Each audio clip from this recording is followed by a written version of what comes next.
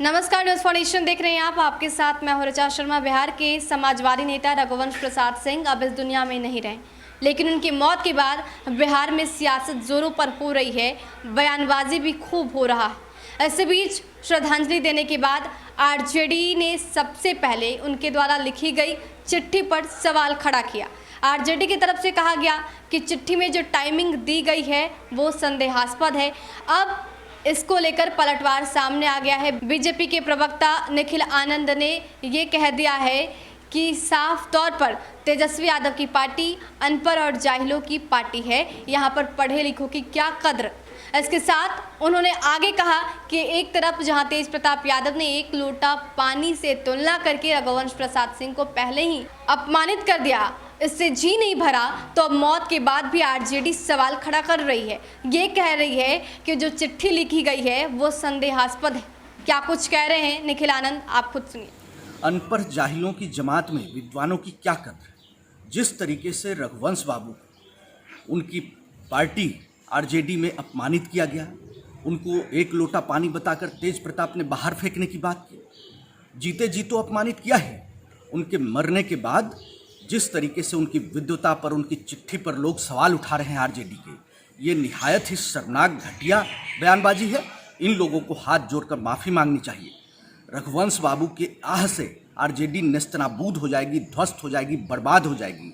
और रघुवंश बाबू ने अपनी अंतिम चिट्ठी में कुछ सपनों को साकार करने की बात की है। नीतीश कुमार जी को पत्र लिखा है।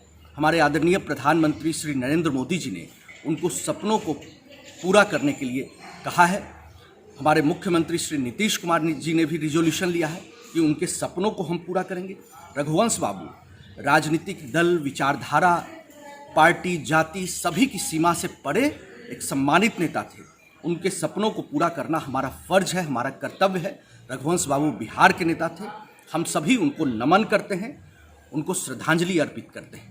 दरअसल रघुवंश प्रसाद सिंह को श्रद्धांजलि देने के बाद राजद के वरिष्ठ नेता और विधायक भाई वीरेंद्र ने कहा कि रघुवंश सिंह के पत्र में सरकार ने साजिश की है।